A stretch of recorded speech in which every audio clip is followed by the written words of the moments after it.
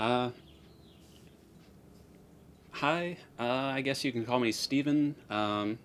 I've lived in Kentucky my entire life. I'm pretty nonchalant. I work in healthcare, but essentially, I helped coordinate a rather large scale RuneScape gold farming Ponzi scheme type deal. Drill that cane, one in the middle, one in the middle.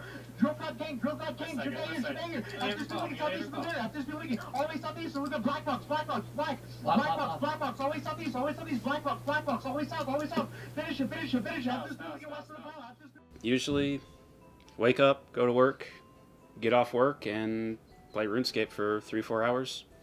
Maybe throw in laundry or make some food or do something, small tasks. But I mean, pretty much just work in RuneScape. So, RuneScape was originally designed as a medieval MMORPG, which is a massive multiplayer online role playing game. Compare it to something like World of Warcraft or Final Fantasy XIV. You have quests, you play alongside other people, you fight bosses, you basically do, the whole 9 yards. It grew from a tiny little thing called Devious Mud into a full out RPG, which currently hosts something north of like 3 or 4 million members a month.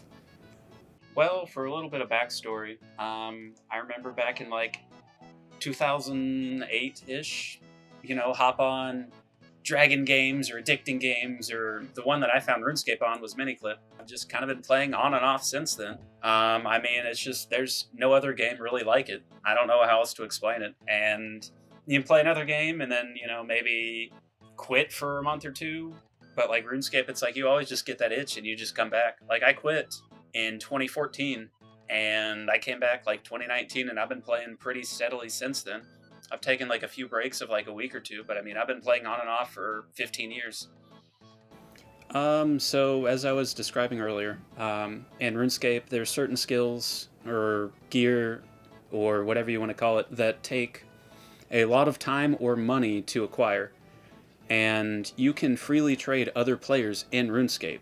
So that creates a second economy, basically a black market where you can buy RuneScape gold with in real life currency, IRL currency. The current rate is something like 55, 60 cents per 1 million gold in RuneScape. So in RuneScape, at the very far north side of the map, there is a zone called the Wilderness, which is PvP, which is player versus player. So players can attack each other, and mostly the reason this happens is players want to fight each other, and they will take each other's items when they're killed.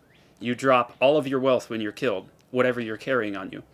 So PvP is a huge hotspot for people that want to hunt other players, or even you have like groups, clans, teams that all go out and hunt other players. And I mean, you can make some massive money. Like, even personally, on top of my previous salary, just running like sweeps in this northern zone, the Wilderness, I was pulling probably 200, 300 mil a month, which puts you at roughly 200 US dollars on top of getting paid to run these trips. So, I mean, there's a huge financial incentive. The fact that, like, the average Venezuelan survives on a salary of something like 25 US dollars a month, there is massive, massive incentive for people to be active in the Wilderness. I mean, it's not just RuneScape. It's MapleStory, you've got WoW, you've got other games. But you can actually make more money killing a green dragon in RuneScape for 10 hours a day than you could as certain kinds of doctors in Venezuela. So the purpose of the Wilderness is it is supposed to be a high-risk, high-reward kind of area. You can take everybody's stuff or you can lose all your stuff. So keep that in mind. Plus, you can be attacked by anybody at any time. To revitalize the Wilderness, a couple of years ago, what Jagex, the people who, the founders of, or owners of RuneScape, what they did was they put a very valuable monster into the Wilderness, like an entire area of just this one specific monster, the Revenants, and they put them in the Revenant Cave. And so Rev Caves was disgusting. If you were good, you can make upwards of 10 mil an hour. In other words, you are making 2 to 3 times the monthly salary of a doctor by just clicking on a 20-year-old Java game. Like, it was nasty. And so what ended up happening was people found out that it was really profitable. And so we started going and hunting these caves. And so we would go and hunt primarily Venezuelans. I say hunt, but I mean, we'd go in and PK them. We'd take all their loot. I mean, average kill is like mil, 2 mil. So, I mean, you're making like $1 a kill if you want to convert it over to back to US dollars. But it got to the point where they were just like, look, hey, quit attacking us. We will pay you to get off of us. And so we became the RuneScape Mafia. You would join a certain group. You would message a rank like me. We would verify that you have paid in RuneScape money, and we would protect you from other crashers or other Venezuelans. And we would kill, I say Venezuelans. There are some other countries involved, but it is vast super majority is Venezuelans, like 70, 80%. But you would pay us money to protect you while you farmed gold, and then you would real world trade it.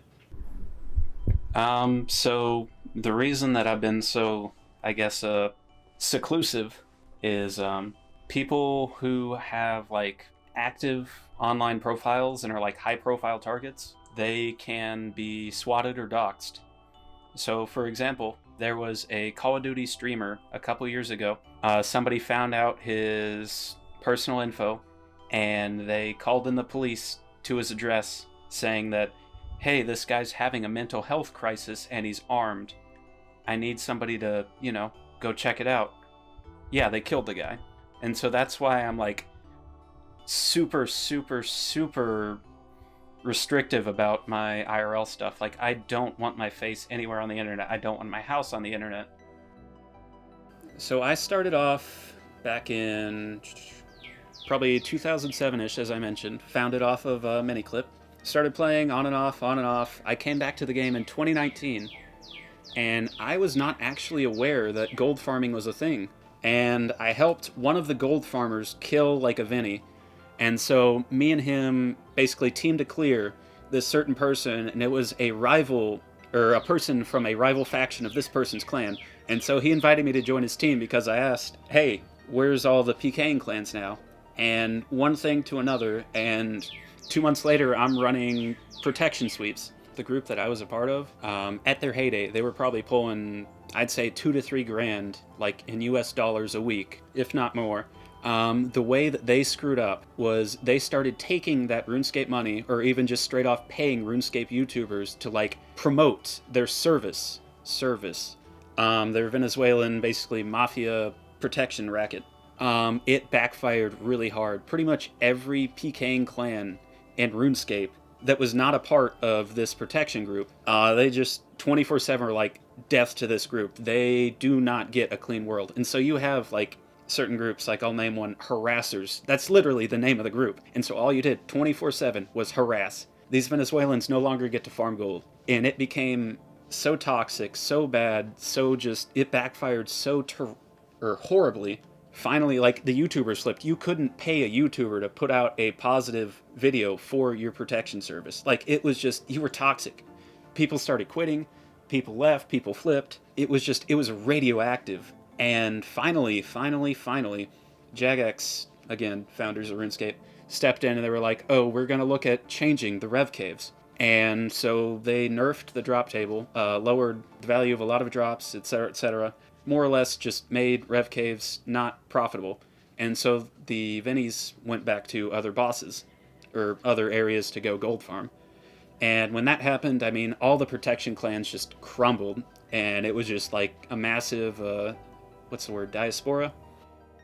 The Venezuelans, they're not making as much money as they were, in the rev caves at least. They can still definitely make a profit off of RuneScape. The other really cool thing about RuneScape is that, like, you can play it on literally a Etch-a-Sketch. Like, it has nothing as far as system requirements go. So you've got grandmas sitting at home on 15-year-old Mac OS computers, and they can play RuneScape, and that's how they, make money and help support their family. And, I mean, what I do now, I still enjoy RuneScape. I still play it. I log in every day. And I've never found another game like it.